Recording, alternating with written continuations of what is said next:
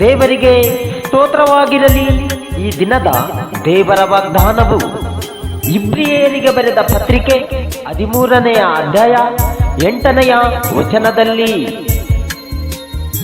ನಂಬಿಕೆಯನ್ನು ಅನುಸರಿಸಿರಿ. ಯೇಸು ಕ್ರಿಸ್ತನು ನಿನ್ನೆ ಇದ್ದ ಹಾಗೆ ಇವತ್ತೂ ಇದ್ದಾನೆ, ನಿರಂತರವೂ ಹಾಗೆಯೇ ಇರುವನು. ನಾನಾ ವಿಧವಾದ ಅನ್ಯ ಉಪದೇಶಗಳ ಸೆಳಿವಿಗೆ ಸಿಕ್ಕಬೇಡಿರಿ.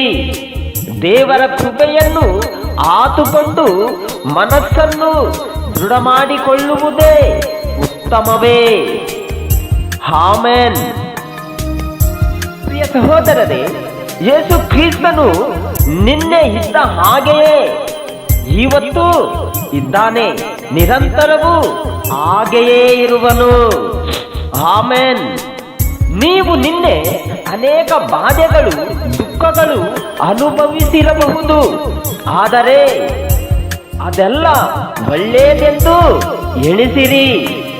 ಯೇಸು ಕ್ರಿಸ್ತನು ನಿಮ್ಮಲ್ಲಿ ಅದ್ಭುತ ಮಾಡಬೇಕೆಂದು ಅದನ್ನೆಲ್ಲ ನಿಮಗೆ ಕೊಟ್ಟನು.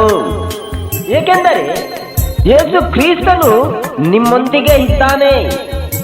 ಆತನ ಚಿತ್ತದ ಪ್ರಕಾರವೇ ಅವನ್ನೆಲ್ಲ ನಡೆಸುವವನಾಗಿದ್ದಾನೆ. ಅನೇಕ ಸಹೋದರರು ನಾವು ಯೇಸು ಕ್ರಿಸ್ತನಲ್ಲಿದ್ದು ಆತನಿಗೆ ಉಪವಾಸ ಪ್ರಾರ್ಥನೆ ಮಾಡುವವರಾಗಿದ್ದೇವೆ. ಆದರೆ ನಮ್ಮ ಪ್ರಾರ್ಥನೆಗೆ ಆತನು ಉತ್ತರ ಕೊಡಲಿಲ್ಲವೆಂದು ಓಡಾಡುತ್ತಾ ಇರುವರು.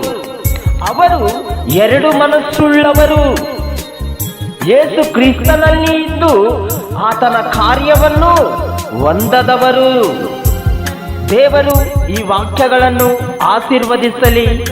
ಆಮೆನ್.